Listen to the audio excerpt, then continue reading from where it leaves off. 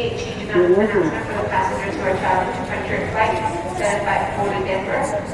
Instead of gate F1, it's at gate F3, so please be going to gate F3. Once again, this is the gate change. Hello and welcome to the Unfazed podcast. Today's a little bit different. We're nor at our producer Max's place or our famous office spot. We are out and about. We're at the airport because we're soon, well not soon, but in any number of hours, going to be on our way to Las Vegas. Oh! Yes, we're headed to the City of Sin, Las Vegas. We would have been there already, but our flight got canceled, and they bumped us to a flight that should have been tomorrow, and we were like, no, that's bullshit, we don't want to do that. So, we talked to the people at the front counter, we negotiated a little bit, and luckily, without any extra cost, we were able to get on a flight tonight, which is either heading out at 9:30 or maybe delayed later, but fingers crossed for 9:30. Yeah. But boarding at 9:30, departing at 10. So, yeah. Anyway, shit got fucked up. Long time either way. Either way, we decided, hey, heck it, as Adam the Woo would say. We decided, we're going to do an extra night. So instead of being gypped of a day, let's stay an extra night. So we're going to do Harrah's for the first 2 nights, and then the third night we're going to stay at Treasure Island. So it's sort of a blessing in disguise. We're going to get to see more of Vegas in a way. Yeah. So I'll try to project a little bit because I know sometimes the airport can get noisy. True. But luckily, pretty chill right now. This gate that we're at, gate F8 at Phoenix Sky Harbor, if you guys want to come check it out and worship the holy ground that we were on, no one's going to be here until 7:30 p.m. And right now it's like 4:30 p.m. So we should be good. Yeah. So this is kind of cool. It was kind of tricky with the lighting here because I know it's all blasted out behind us. But we wanted to try to get some of the planes taking off in the background. So maybe if you squint, you might be able to see them, but probably not. See a little bit of motion. Yeah, probably not because we had to get kind of creative with the, seeing us, first of all. This was a funny airport experience. It was like a Seinfeld episode we were saying, or any sitcom or comedy. It was a real bitch. Yeah, and we kind of realized something about the TSA thing. Oh, yeah. The first time we were surprised. These always follow us. Yep. There's a janitor. As there always is, the proverbial podcast janitor. Yep. But so the first time going through the TSA rigmarole, we were both surprised how lax it was. Yeah. We didn't have to take off our shoes. Just our pants. Right. We didn't have to take off our shoes. We didn't have to take off our mask or anything. We just kind of threw our stuff in the bin. Yeah. I had a laptop in my backpack, and I could just keep it in there, and they were all fine. There's that like weird X-ray thing that like swivels around you. We didn't have to go through that. We just went through the old school metal detector, and we were in and out in like 30 seconds. It was a very 1985 experience until they canceled the flight, and then they're like, oh, you got to go back around because the ticket counter was back downstairs. So we had to go through security again. And that was completely opposite. That's always pleasant, right? So we did that, and then it was a whole different thing. One of the guys was pretty harsh on Emmett, and Emmett had to put his bag through twice. Yeah. And they really wanted to scan this item. That was super suspicious. First of all, they were like, "We need electronics out of the laptop," and we were like, "Well, the other guys didn't make us do that." The first time through, we didn't even have to take our shoes off. Yeah, literally. We just went through a this metal guy made detector. us take our shoes off. Next time, shoes off, I had to go through the scanner. Yeah, so my backpack went through again. They took out the laptop, and they also took out my Star Wars novel that I had for the plane, Allegiance. Classic. So they really like, maybe he's got something in here. Maybe he just wanted to read it. You never know. Yeah, but he looked like a Star Wars fan. Yeah, but maybe... We have a Muppet character. Anyway, I think what he was after was my apples in separate bags that my mom packed us so we could have some nutrition on the way there. Oh, thank God for your mom. Pre-washed, so don't worry. Oh, perfect, because that's a big concern with it. You. It is, yeah. You have a thing of plastic on your leg. Oh, no. Anyway, so long story short, guys, a real fucking hassle with Frontier Airlines. I know they've been around since the 50s. I know they're a respected, reputable airline, but this was a real pain. But luckily, what was easy... Sorry, I got distracted. Luckily, some of the clientele at the airport. You know what I'm saying. Walking around in their pajamas, pretty much. Walking around in their pajamas, yeah. It's hard not to notice. But, sorry, I'll try to talk over Speaker Man here. Anyway, they dropped the ball, and we have to wait quite a bit. But they did give us a voucher for future use, and we were able to hop on a flight today. So still not perfect, but it's something, Yeah.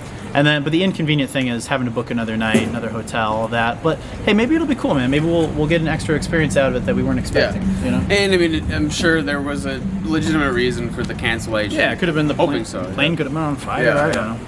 So we're making it work. We're still excited, and we've been drinking at this bar twice. Yeah, I'm pretty schmammered. We went initially just because that's who we are, and we were gonna get a little schmammered before the initial takeoff. Yeah. Then we found out it got delayed, and we went straight back to the bar for more. So good times. Yeah. that's where and they we're had at some right pretty now. decent food. That club sandwich was amazing. Yeah. Yeah. So we decided it's kind of like, well, we're gonna make it work. We thought, hey, we could leave for a little bit. We could head back home. We could go see a movie, whatever. We thought, you know what? Let's make a podcast. Yeah. How And, often do you get to record a podcast in the airport right before you're in transit? true. You know? And you guys will be seeing a lot of our stay in Vegas. Obviously, they're pretty anal about the recording. Like, we can't record in the casinos and so forth. But we're going to record what we can of it. And we're going to record a lot. Yeah. we've been really excited for this for a while. So. Yeah, this is one we've been planning for a little bit, and we're Yeah. finally pulling the trigger on it now.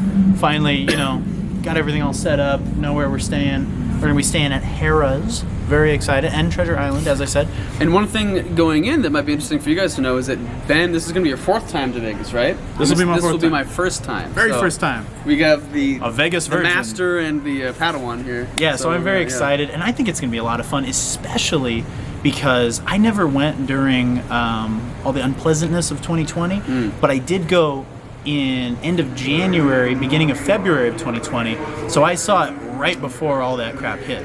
So I saw it back when it was still thriving, and when a few select people were wearing masks, but it wasn't mandated. So it was a very interesting time right on the cusp. Yeah. But now it's supposed to be flourishing again, Now right? it's supposed to be busier than ever. So you kind of went right at the end of the glory days, and now Yes. you're back for the glory days again. Yes, so I'm very excited. I got a special Vegas shirt just for this. It's a very cool high roller shirt. Cobras and beer bottles and And a hookah thing. buckets of food. Buckets. It's just a straight It's up just a bucket straight of up- like meat. Yeah, bucket of meat. Yeah, but it screams Vegas, man. Yeah. What the hell? I don't know. It's a bucket of chum.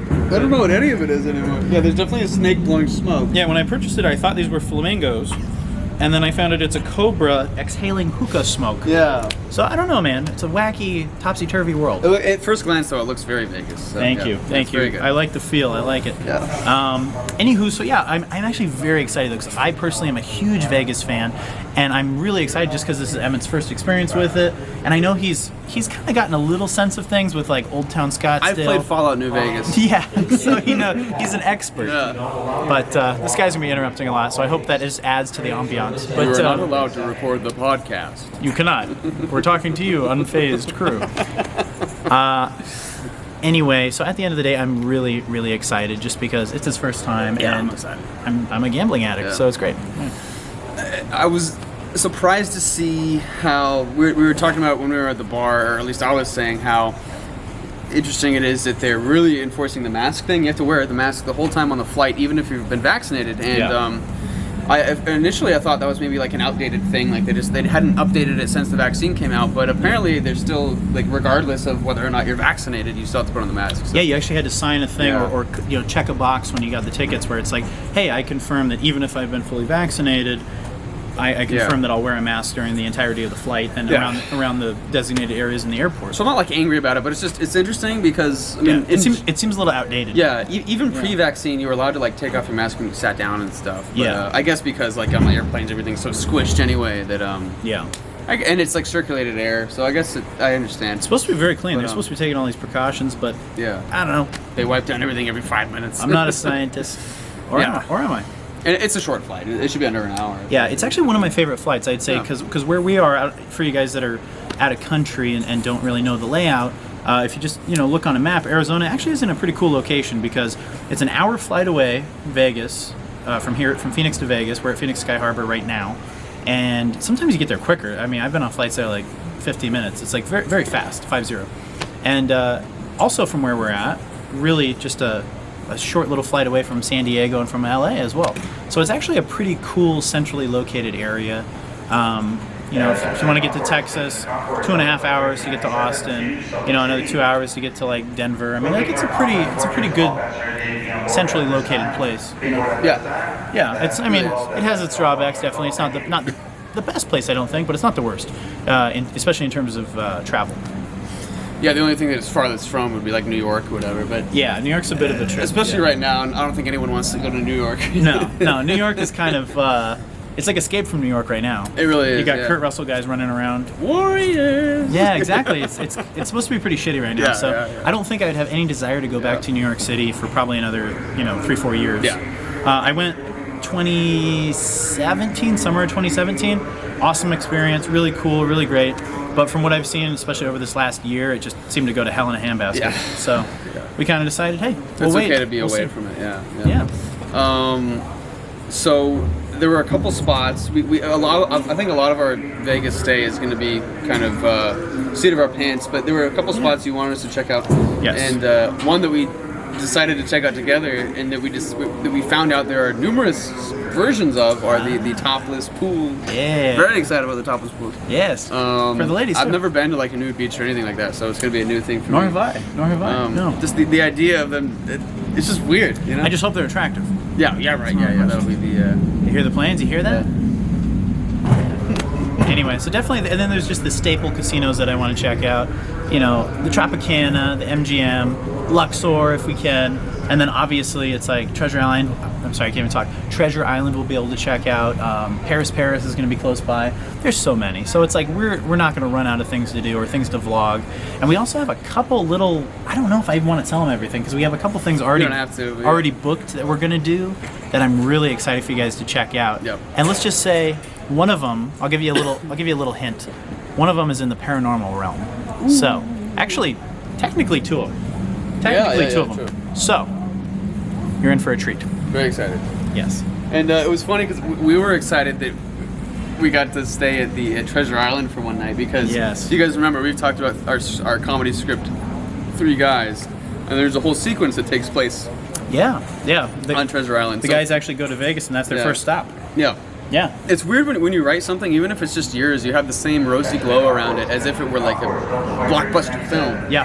Like we were excited to, Treasure Island, it's just like in Three Guys, and it's Yeah. like our script, but we're like... It is we're just pumped. not. It just hasn't come to fruition yet, Yeah, but right. it's out there. Yeah. Anyway, sorry for the interruptions, guys, but it is an airport. Yeah, it is an airport. Enjoy. That's what he said. Anyway, so before we actually, I feel like he's speaking gibberish. He's just saying names. Spear Joshua Douglas. Emmett Lefebvre, Ben Stewart. Before your aircraft at this time, seat your service cancellation doors will not reopen. Yeah, he's having trouble speaking, like legitimately. He might be undergoing a stroke right now. I don't know. Someone should check on the man. Anyway, what I wanted to say was before we actually go to Vegas, and this is Emmett's first time, what are some of your expectations? And what are some things that you, I don't know, just tell me your thoughts about before we actually go, and then let's talk about, maybe on the next podcast, like how it lived up or did not live up to your expectations. Honestly, the biggest thing is like trying to visualize it. Yeah. Because, I've seen it in movies when like everything's flashing and neon and blah blah blah. Yeah. Which is not far off. Yeah, I'm just trying to get an idea. The only thing they don't capture is the bit of sleazy element. There is a grimy underbelly to it. Yeah. But it's still beautiful and, Yeah. and sensory overload, and there's so much to do. Yeah. Like I personally love it, and actually I kind of like the sleaziness. Yeah. It's kind of And fun. the- It's weird. Yeah, and the size is another big question. You said the strip is way bigger than. Yeah. Yeah. That's Way interesting, bigger than you think. The very first time I went, I thought it was going to be like Dodge City. yeah, kind of like I imagine more of almost like a Disneyland vibe, where it's like, okay, cool, we can cover it, or not even Disneyland, but like not Cityscape. What's it called? City Walk in Universal Studios. The name The Strip makes it sound like it's just going to be one strip of a road or something. I imagined when I first went almost like a quarter mile or maybe a half mile of just like action. Right. And that's it, but it's way bigger. And then just even like Caesar's Palace, like I imagine it being like one place. It's like 3 gargantuan like buildings. Yeah, because you were like the hotels we're staying at now are really far away from this place. Yeah. And I was the first time you went, you were at this other hotel that was like on the other side. And Yeah. So you were like you made it sound like it was like if you went from one side to the other, it was going to be like a trek. Yeah, so let's say you're going to Yeah. walk from like hypothetically the Luxor down to Caesar's Palace. I don't know, what would you say for you guys out there? Hour and 20, hour and a half? Like Yeah. it's like a trek. Like it's like Damn, yeah. depending on how quick you go, but like you're gonna have sore feet. So definitely take taxis and use Lyft and Yeah. whatever other ride share you want to use. I've been doing the gym a lot. I've been trying to hit it every morning. Good man. I mostly just do the treadmill, but I foregoed it today because I figured we'd be walking and stuff. So I'm glad I did.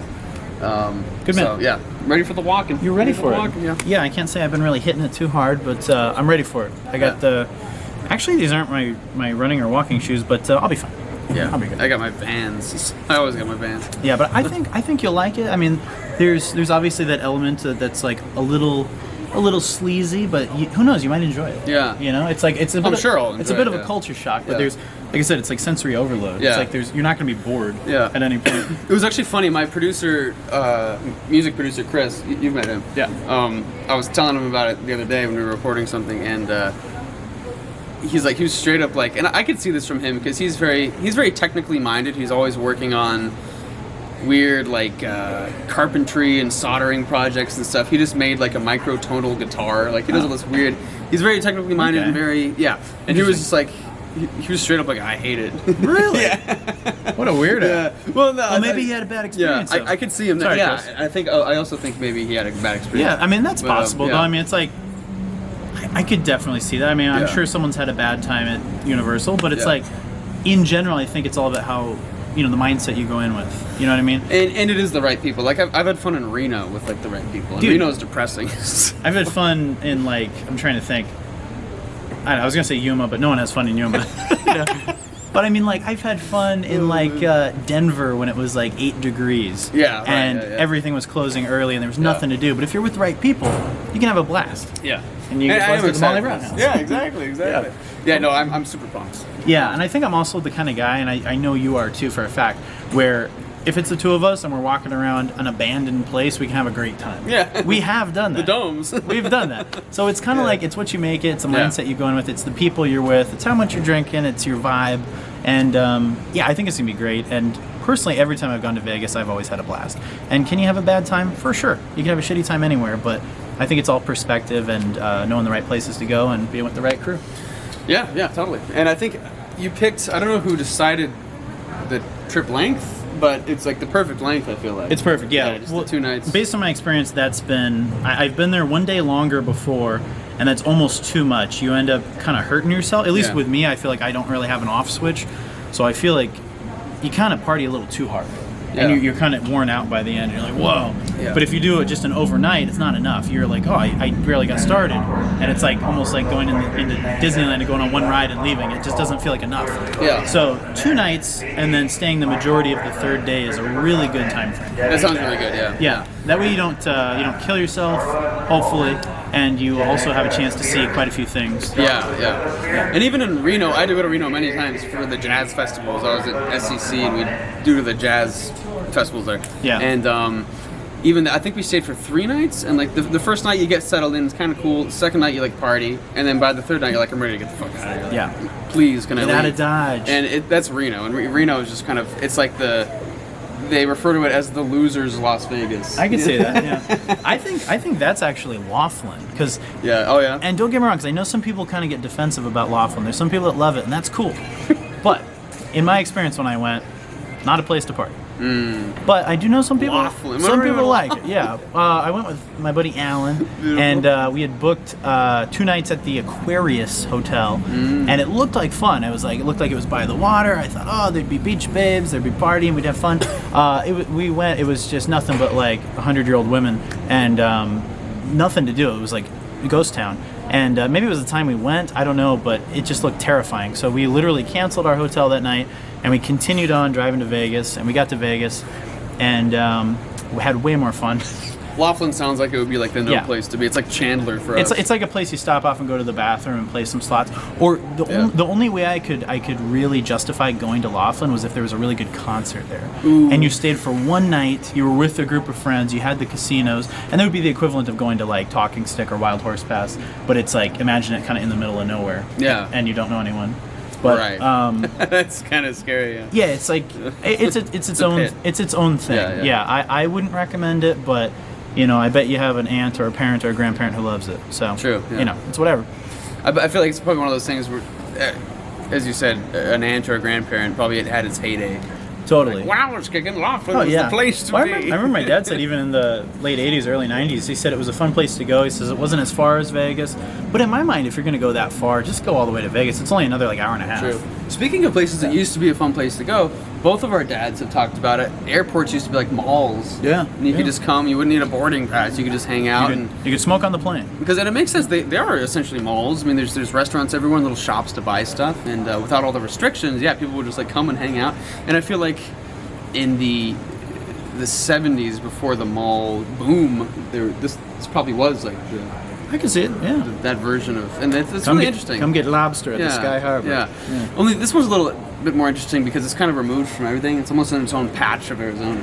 Sky Harbor is like, it's sort of it's very close to downtown. It's in between everything. It's close to downtown, but it's centralized. It's fucking huge too. It's gargantuan. You know why? Because Sky Harbor is an international airport. Yeah, right. So this is like next level stuff. It's not like your average little. And coming in, I remember I never noticed this before. I think this is new actually because this is such a huge terminal. This is such a huge airport that's gone through so many echelons.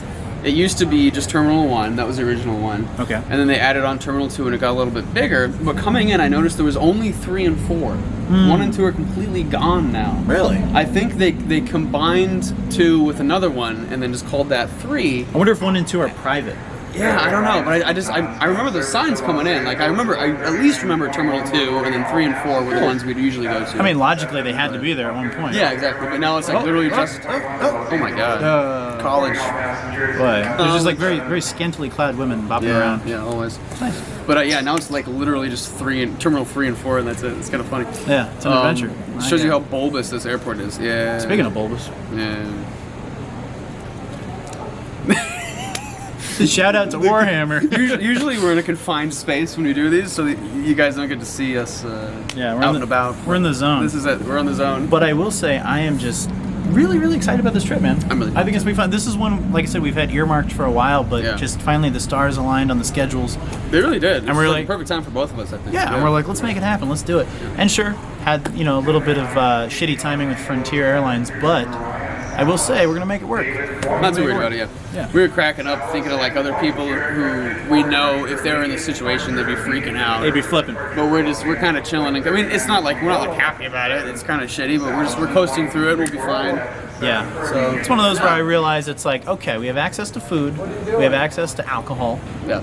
Very critical, especially pre-Vegas. And that's all we need access to usually, anyways. Yeah, we have a great time. We got some nice sights to behold. Yep. And man, we're just hanging out. And I figured, what other opportunity would we have normally to do an airport frustrated podcast for you? Yeah. The Frustrated Airport Podcast. The whole like airport culture is weird to me. We're right across. It is weird. From the Delta Sky Club, which looks very, very cool and very like.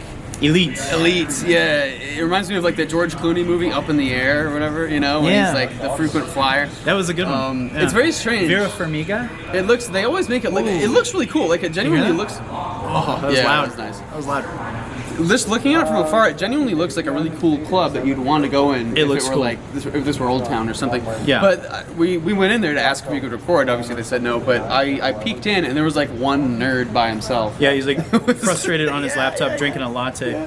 I remember when we were kids, there used to be cool smoking lounges here. Remember that? No. Yeah, I remember there used to be like a smoker section and there were actually people with like cigars hanging out. That was kind of cool. That's where we'd be with our stogies. 100%, yeah. But then those are all gone now. You can smoke in the casinos.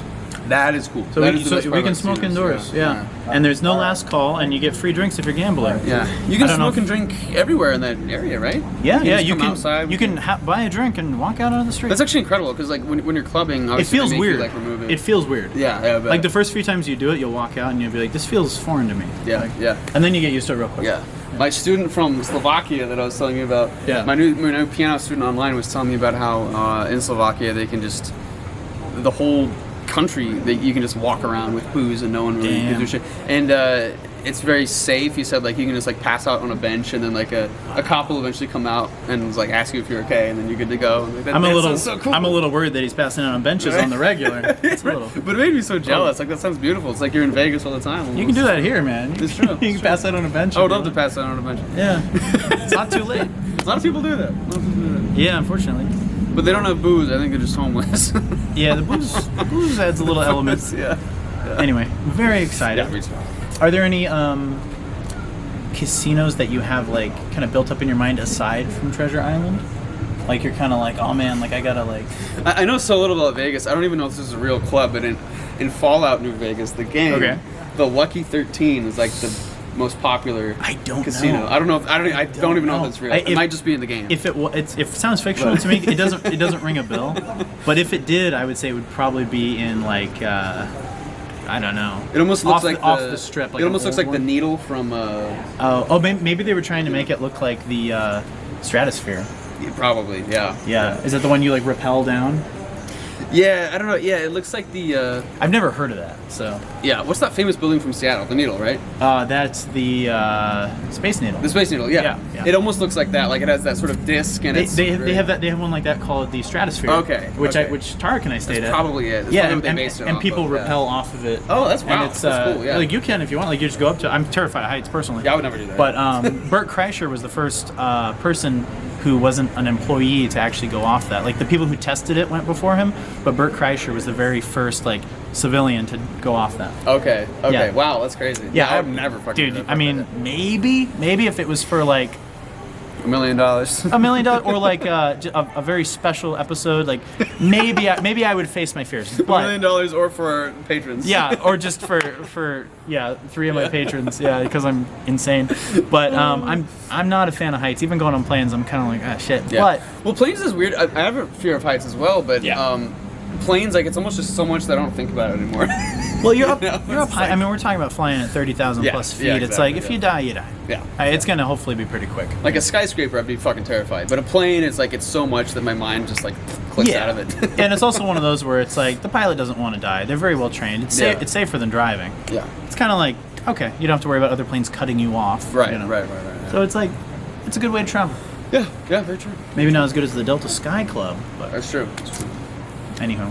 Have you ever, going back to, I mentioned how in Three Guys there's this whole section with Treasure Planet, and so we were kind of pumped Oh, about Treasure Island? Planet. Yeah, Treasure Planet's great, too. Great film. I love Treasure Planet. Treasure Island. Has there been anything that you wrote that took place in something that was real to you, and then you kind of like shifted it for the... Good question. I mean, I guess some of the stuff with American Spunk, we both imagined one of the restaurants, Yeah, Cornish yeah. Pasty, where we actually wrote the script and where Yeah, we wrote true. a bunch of stuff. So that was kind of Yeah. meta in kind of a Definitely, douchey way, but we didn't intend on it. It was just kind of one of those where I was like, what do we know? Right, where would right. these type of characters I be? think we went into Cornish initially because we thought it would give us inspiration for American Spunk. Yeah. Because it looked like one of those hipster establishments, and it is. did. And Yeah. it actually did provide for great inspiration. Yeah, it Because, really did. spoiler alert, there's a huge part at the climax of the movie The miners. with the miners, Yeah. and we were trying to figure out how to wrap the story up. And I thought, what if they stumble across a mine?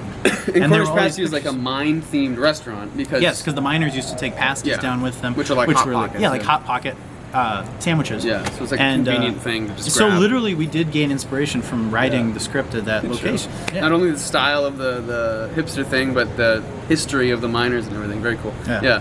The one thing that was funny for me was... So to answer your question, yes. yeah, exactly. But yeah. aside from that, I can't think of anything. Yeah. It's funny how that happens, and the one that was most pronounced for me and most bizarre was obviously Amazon High. Yeah. It's a pretty long book. It's over 100,000 words, I think. It's like 300 pages. Yeah. And it's a high school thing, and so obviously in my mind it was like my high school because that's just what I knew.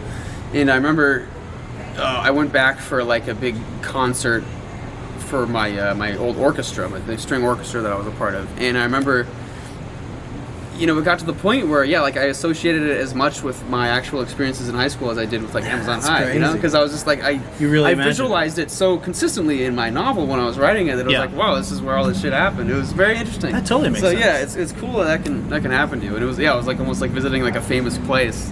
It's like the Backdraft exhibit at Universal. Yeah. exactly. Yeah. Which sadly no longer exists. Really? It's gone. Oh my god. Back to the Future's gone That's too. so sad. Yeah. Why'd they do that? I don't know. It's a That's so shame. sad. Yeah. But yeah, and then the Yeah. rest of the time when I'll write places like either in Three Guys or Spunk or any of those stories, then you start just like your imagination kind of runs wild and you start inventing these locations. Yeah. And then the first time you imagine them when you write them, that's usually what you go back to in your mind when you reread your own work. and you like invent Totally. these creative spaces. That sounds so silly to say, but like you No, really do. totally, yeah. They kind of like manifest in your mind. One thing I've been worried about lately in writing is making sure that the audience has as clear a picture of the area as I do. Yeah. Because I wrote this like short Star Wars thing that I've been telling you about, and like you said, I have these like very clear depictions in my mind of what they look like, but obviously none of them exist. Yeah. Star Wars. So like it's I really just like when I reread it, I always like double check like, does this translate to the audience as it is in my mind? Is this that's a thing? an important thing. Yeah. Sorry to interrupt, guys, but time for one quick commercial break at the aeropuerto, and we shall return.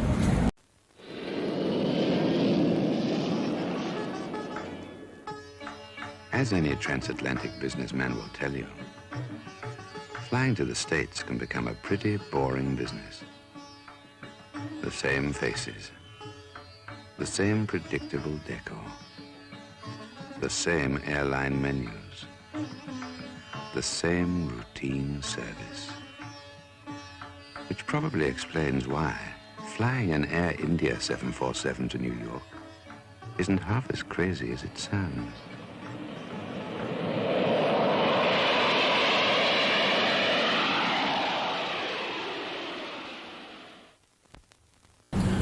And we are back.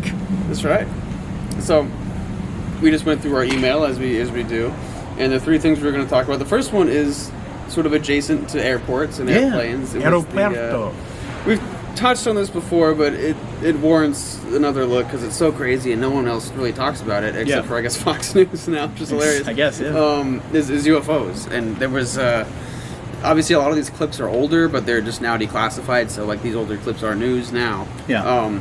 But yeah, I guess they said UFOs swarmed some Navy ship or something, which makes me Yeah, and that one was like sounds like it's multiple UFOs. 2017. Yeah, something yeah. like that. Yeah.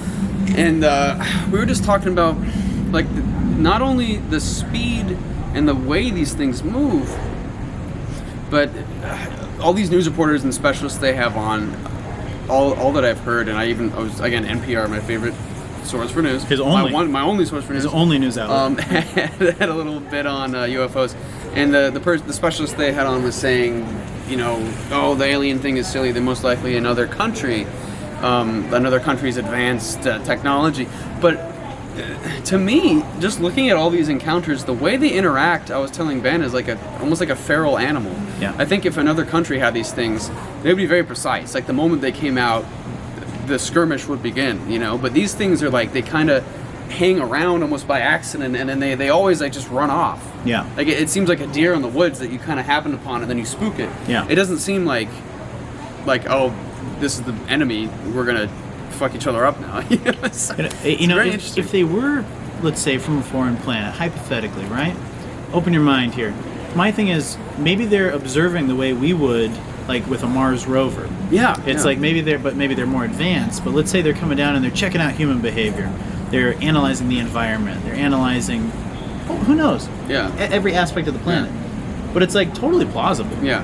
And if they're more advanced, maybe they would have more of a grasp on saying, "Oh, well, we don't want to come down and be violent." And I mean, I don't mean to toot our country's horn, but America is so technologically advanced. I can't really imagine that some other country would be that much more advanced than us. Exactly. Like we won the mission to the moon, and a lot of we're one of the top in a lot of space travel and space technology. Totally. So I can't imagine that someone else would just have UFOs for years and years. This has been going on since like I remember my grandpa, who was a pilot in World War II, said he saw shit. Yeah. So like this has been going on forever. What did he see? Just like stuff next to him, kind of like in the distance. No shit. Yeah. He flew a bomber during like D-Day and everything. So No he was like way. legit. But yeah, he didn't want to get into it. You know, these guys are also like stoic and just like beyond And he saw something next to him. caring. But yeah, he was just straight up. I remember when we were little kids, Max and I would ask him about it, and he'd just be like, yeah, I saw some stuff. Wow. So yeah. And did he allude to it being otherworldly? Or just things he couldn't explain? Yeah, it was just things he couldn't explain. I mean, yeah, again, it was clear like he didn't really want to talk about it, but he was just like, yeah, I saw stuff. You know, Wow. he tried to keep it vague. Like he was saying, I guess on some talk show. Grandpas are very vague. Yeah, grandpas are vague. But even like they asked Obama about it, right? Yeah. And then you said like he legally couldn't say anything. So I feel like maybe that was the same with my grandpa. You know, if they report this stuff, maybe some lieutenant is like, you can't fucking say anything. Yeah, there was an interview I saw recently with Obama, and he might have done it a couple times, and obviously clearly after his presidency, and they were asking him, you know, UFOs. Did you get to see behind the scenes? And Obama was like, yep. And he's like, did you learn a lot of stuff? He's like, yep. He's like, can you tell us about it? He's like, absolutely not. Yeah. And it was one of those where he was like, right, yeah. I don't think I've ever seen him in that light before, where he was like, he seemed very human and kind of like, don't go there. Yeah, almost like, because he's always, usually when he talks, he's giving speeches and stuff, he's like the big man. But in that situation, it's almost like, even he can't say anything. He's like, no, sorry, I'm not allowed, which is interesting for Obama, And I heard something crazy where there's, sorry about the noise here, guys, Aeropuerto. But, you're welcome. But I heard where, like, here's the President of the United States, and I don't know the exact numbers of clearance, but let's say they're a 20. The highest, like, military generals and stuff are like a level like 35 clearance. Right. So like the president, they're the figurehead and they have a lot of power and they have a lot of access, but not as much as the top tier government guys. Yeah, so right. Exactly. So think about that in terms of concealing secrets, in terms of UFOs and anything national security related. Totally. And my biggest question now is like, UFOs are declassified and they're like on mainstream news, and it's just like a fact that they exist. And everyone's just kind of like, all right. But now my question is there an ulterior motive behind declassifying them now? Like, a lot of people are saying maybe they're releasing this information because they're trying to, distract us from something else. Possibly. Or, I mean, the other thing could be, like, maybe it's becoming a genuine problem and they want people to, like, report them more. Because before they were very, like, anti, like, oh, it's a hoax, it's all a joke. But now I feel like there is something behind it. Every move by the government is strategic. And the choice to declassify this, it could be, like, we're doing some sketchy shit, so here you go, UFOs, Or it could be, I mean, which would be kind of cool but also scary, like, wow, we're seeing a lot of these things, and I don't know at what point they deem something a threat, but it could be that, like, they're becoming so frequent that they want people to actually, like, talk up when they see them. That's one thing I haven't even thought of. That's a really good point. My thing is like, anytime I watch these videos, the one where, like, all the crafts swarm the Navy ship, or the ones where the guys see the tic-tac shaped vessels moving at hundreds of miles faster than their jets. The thing that blows my mind about this is they're all reputable guys. This footage is being released from the government, or from the military, and the pilots and the guys who are witnessing the event always seem very shocked. Yeah, and they're all just like regular, like, Call of Duty bros. Yeah, like, they're dude, what the fuck? But the thing that blows my mind is those guys have experiences with jets, with high-speed military aircrafts, and they're shocked by the caliber and by the speed of these unidentified flying objects. And the fact that those guys are recorded on camera saying, holy shit, like, that thing's going, like, 300 miles an hour and doing these crazy maneuvers that our ships can't do, that in itself is just, like, amazing to me. Yeah, it confirms that it's, like, again, alien. I mean, and we're talking it's not just like one guy with a tinfoil hat, freaking out and jerking off in a Barnes & Noble. Yeah. We're talking about, like, nice guy, Gary. Yeah, his friend. But these are, like, reputable guys who are, like, in the military and actually, like, have a career on the line. Yeah. And this information's coming out, and it's not like there's some crazy guys in a basement with a CB radio. Yeah. These guys are the real deal. Yeah, it's totally legit. Now the question is, like, what's the government's angle, and then obviously what really are these things. So interesting. So hopefully we'll know eventually. And they're getting to the point where they're alluding to so many things and they're declassifying so many documents that it seems like they're right on the cusp of telling us something. Yeah. It would be nice to get some clear footage. People always make fun of Bigfoot. How, like, oh, why was it always recorded on a potato when you see Bigfoot? I know Bigfoot. And that's like, and it's like the same. And I understand why, but the same thing does go for UFOs, where it's always some like weird green, shitty navy, like pixely, fuzzy video. What'd be crazy is if they did get, like, let's say something landed right behind us and we were able to go up and record it. Yeah. Everyone would be like, fake. Yeah. Right. Yeah. So it's like if it really came down, we'd be like, well.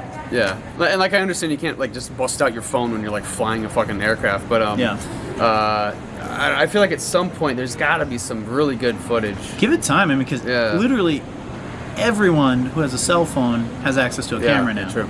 So it's like back in if that happened in the 70s, heck, even up into the 90s and early 2000s, people couldn't do that much about it because there was no way to document it. But now literally anything happens, it's like camera. It's like everyone around me, record this. Yeah. It's like eventually, they can only be so elusive. Yeah, exactly. Yeah, something's got to give, or they're going to slip and give out some information. Yeah. And if there really was something like the Bob Lazar stuff with Area 51, or fill in the blank, any kind of knowledge of that kind of stuff, eventually someone's going to squeal. Like, there's going to be a guy who doesn't have any family that they can threaten. There's going to be just like this nomad, like Punisher dude who leaves the military, and like when he finds out he's going to die or at the end of his life, he's going to like leave behind all this information. Yeah. And be like, hey, like I would love to see like an Area 51 Snowden. And you know what? There's a lot of stuff. I think this is the time that we should look back at all the tinfoil hat guys and give them a second chance. Yeah. There was that. I remember there was a guy, I forget his name. There was some guy who called into a talk show, and he was very like Coast to coast. Yeah, I think it was that one. He was very like manic and like kind of almost scared. And he was like, I gotta tell you guys this information. I just gotta get it out there. Blah blah blah blah blah blah. Yeah. And he was like saying all this shit about UFOs. I forget exactly what he said, but he was like declassifying all this shit. And he said he like used to work for Area 51, kind of the type of guy you're talking about, Yeah. like this ex whatever. Yeah. And then he called like a month later, and he was very calm, and it seemed almost scripted. And he was like, "Sorry guys, that was a joke," and it was like very clearly like. Damn. It was almost like that Someone was thing. probably sitting there like, say it. Yeah. Yeah. It was like that Chinese vlogger who tried to get info about the origins of COVID, and Oh, it couldn't possibly have come from a lab. Couldn't possibly. It was chilling. I forgot this gentleman's name as well, but he was like this really brave Chinese guy who did a lot of vlogging and Yeah. a lot of like good sleuthing, and his videos were always very raw, very like shaky cam, him just walking around trying to figure shit out. And then the last video he posted was him against like a white wall, and he was like, "I'm not making videos anymore. Everything's okay." I love how subtle the communist government is. Yeah, exactly. Yeah, they were really The communist regime. stupid about it. They're like, put you in front of a white wall and you Yeah. apologize. I feel and like no one will know. I feel like they're ridiculous about it. that was my Chinese impression, I guess. It was good. That was his Ping Pang impression. My favorite journal is Ping Pang. But yeah, anytime the communist regime comes in, it seems like they're like, no, you say this. Yeah. White wall. Yeah. White wall. It's, I mean, fucking no style at all. Yeah, man. exactly. Yeah. Where's Doctor Doom when Yeah. you need him? Come on. But yes, I mean, I think that instance of that guy calling in on that talk show, that seems really legit now, Yeah. to me at least. Yeah. And it makes you wonder, throughout history, like you said, maybe they deserve a second chance because maybe there were other guys blowing the whistle back in the day, Yeah. and everyone just wrote them off as crazy. Yeah. I don't know. And it's a testament to how we need to think for ourselves, because I mean, UFOs like 10 years ago were like, it's cartoons, it's rubbish. You're a wacko. And then suddenly, like, they're real. Look, just it's fact. They're out there. Yeah. And I mean, literally, because- the government's declassifying documents and footage Right. that Air Force pilots and people in the Navy have caught, and they're like, no, we can't explain this. And now because people see like an article from the New Yorker saying that they're declassified, everyone's like, oh, okay. It's like they literally just like are spoon-fed information and they're fine with it. So you know what's weird is I haven't seen many of the tinfoil hat guys coming out of the woodwork saying, "I told you so." yeah, you'd think there'd be more of that. It's almost like they've gone away. I think the original wave of them kind of passed away, unfortunately. I don't know, man. There's still a lot of I don't know. X-Files guys out There there. are X-Files guys out there. And I do love the X-Files. I do love the X-Files as well. My guys mother's have- been binging the X-Files. Really? Yeah. Every day Wow. she watches like 2 or 3 I'm episodes. a big Scully fan. I think Gillian Yeah. Anderson's one of the most beautiful women ever. Yeah, she's Yeah, and David Duchovny, boss. He's cool, super cool guy. Boss. He's almost like a Han in a Yeah. way. Yeah. he's What's got the name that of the cool guy who vibe. created that whole show? What's the name of the guy that created the X-Files? It's on the tip of my tongue. Isn't it the same guy who did Breaking Bad? No, he was a writer on it. Oh, okay. Vince Gilligan was Vince a writer. Gilligan, right, yeah, He was a yeah. writer on the X-Files, but he was not the creator. It was. I can tell you then. Let's see. I'm gonna find Oh, the other interesting thing on that NPR segment I was watching, they said the creator of the X-Files was really excited about the declassification of UFOs. Oh, I'm sure. Which makes sense. But then the creator of Men in Black was like scared. He didn't like it. Really? Yeah. I don't know what to take away from that, but it's just an interesting bit of information. Chris Carter. Chris Carter, yeah, he was excited about the UFOs. He's the man. He's Yeah. the man. Not the Good smoking man, but he's the man. That's right. That's true. Yeah, but big fan, big fan. Yeah, the X-Files, that's a series I've watched regularly. Like, I grew up with it on. I watched it out of order. And then I started rewatching it once it was on the streaming platforms. But I don't think I've ever gotten past, like, season 4, like, chronologically. So that's one I'd like to go back to and, like, finish. Yeah, 'Cause true. I've definitely watched, most of the episodes, like, out of order. But Right. we're talking from beginning to end. I'd love to go and, like, really finish it, Yeah. as an adult, I like the I forget his name, but that like government worker with the glasses who's bald. Oh, he's like, great, yeah. he's cool. Yeah, He's really cool. he's really Yeah. good. He's a very good like He's, government classy. God, what's his name? Oh, it's I very- literally just had it yeah. up.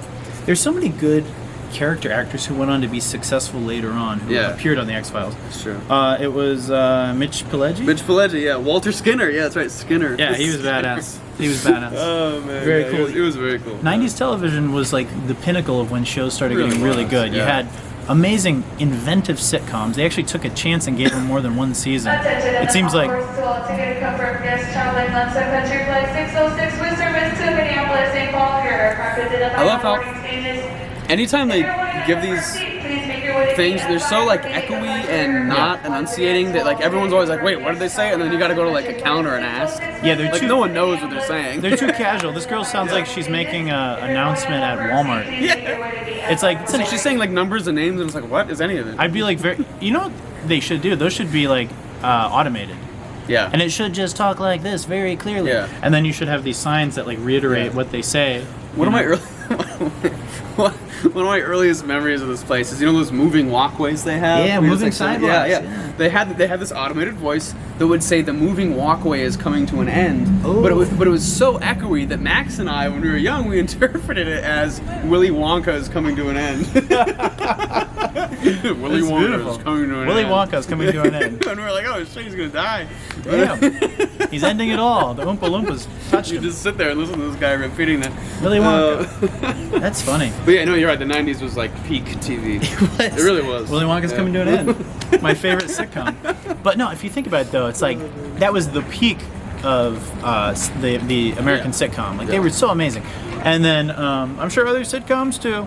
But in my experience, it was like Frasier, King and Queen, Seinfeld, Friends, Home Improvement, Wings, the end of Cheers. Yeah. Just Shoot Me. I mean, shit, there were a ton. Yeah. And then also you had like really cutting edge dramatic stuff like Twin Peaks and X-Files and West Wing. Like there was some really damn good shows. And then obviously the 2000s just, you know, the sitcom. Everything's crime now. I don't know what happened. It's like a million CSIs. The sitcom faded. Yeah. You know, but in the early 2000s, then it was like Sopranos, and then late 2000s Breaking Bad, and like you had like the hardcore HBO stuff. Yeah, that was but good. 90s was like prime time for TV. Man. Yeah, in terms of just like cable and stuff, it was like for some reason there was just an explosion of crime shows that were all kind of the same. I don't know why that happened. I agree. But it was just and like, now they can't seem to get past it. They're like stuck in an ongoing loop of just like, man, I keep getting distracted. Yeah. Yeah. Mamacitas. Yeah, Mamacitas. But there's yeah, I don't know why that. I guess there must be something about it that's cheap to make. There must be, because anytime I look at Channel 5, Channel 10, NBC, anything like that, it's always like Blue Bloods, NYPD, whatever, you know, CSI Miami, and it's like they're always like analyzing a body. And it's like the constant, you know, coming in agitated with the coffee and the crime scene tape. Yeah. And it's like, how many times have we done this? How many hundreds of thousands of times? Yeah, I know, it's all so it's over. What's interesting is that I think mostly women gravitate towards those shows. I don't know a lot of men who are like, oh, I love CSI. It's all for some reason like women. Yeah. Which is interesting. I mean, it's cool. There's nothing wrong with it, but it's interesting because it is like, you know, bodies and blood and shooting and violence and stuff. I remember I don't really like it. It kind of makes me depressed. I remember my grandma Doris would always have on Blue Bloods. Like always, it was like always on TV. My mom watches a lot of. I'm like, how is that always on? No matter what time of day. It's always on. I'm like, do you have this recorded? Some channel, it's always on. She's like, I love Tom Selleck. Yeah. And then even if it's not straight up crime, they somehow manage to like make it apply to crime, like The Medium. Yeah. You remember The Medium? She like sees ghosts and then she's like solves murders with the fact that she can see ghosts. I really like The Ghost Whisperer. The Ghost Whisperer, yeah. Hey guys, we're gonna take a quick break. We're running out of battery juice. And we are back. Hey, how's it going? So anyway, what were we talking about before we left? We were talking about 90s sitcoms and shows. Oh, the golden era. And the crime, golden age. all the too many crime dramas. Yeah. Anyway, but I don't know if that will ever be replicated. I mean, I think they kind of try to do it on Netflix, and in a lot of ways it's coming back with the streaming platforms because you do have a younger generation getting into Friends. You do have a younger generation getting into Seinfeld. Yeah. And that's great. Like, I think that's awesome. But I don't think it'll ever be matched with that peak creativity. I mean, like, literally, you go back and you look at, like, what was on TV in, like, 1993, 1995. It's, like, unparalleled, man. Yeah, and at least it can all coexist with the new stuff, though. Yeah. It's not like it just goes away, but it's like with the advent of all these streaming platforms, it's like you can watch like Seinfeld in HD.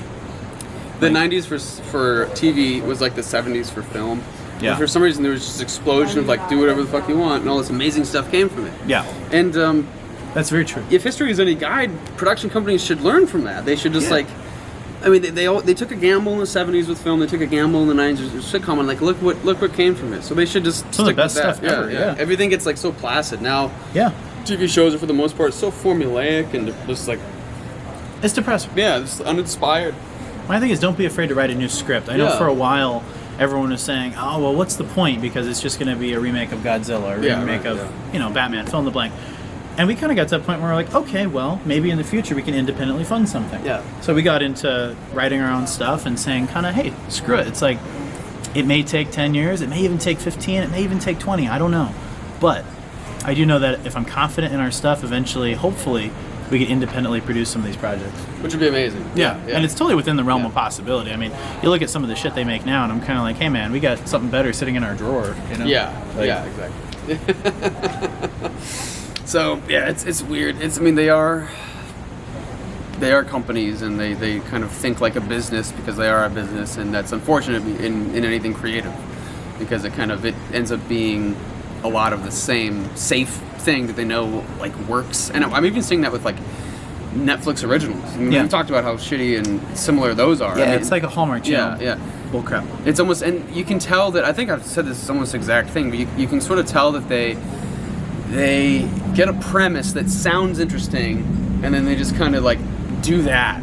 But they don't really care about the overall quality. They just want you to read the little blurb that's like, ooh, that sounds cool, click, and then it's just like I can't remember last time I watched a show like that on, especially Netflix, where I'm actually invested in any of the characters. It's like these really like ultra good looking hollow characters that I don't know, they're lacking substance, and the stories are lacking. Totally, yeah.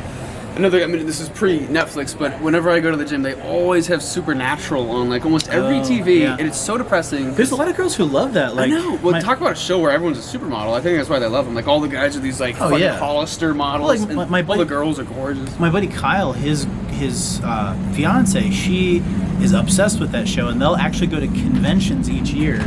I don't know if they had them last year. I can't imagine. Yeah, but in general, they would go regularly to these supernatural conventions. It's such a depressing show. You're just watching models get like shot and stabbed. I don't know. She's also a big Harry Potter fan, so I don't know. Okay, I guess I could see that. She's awesome. I guess she likes the magic. She's awesome, but that's one I don't. I couldn't imagine. I could wrap my head around Harry Potter, but Supernatural. I'm excited for that Harry Potter game. There's a game where you, like, it's it's sort of like a industrial England era.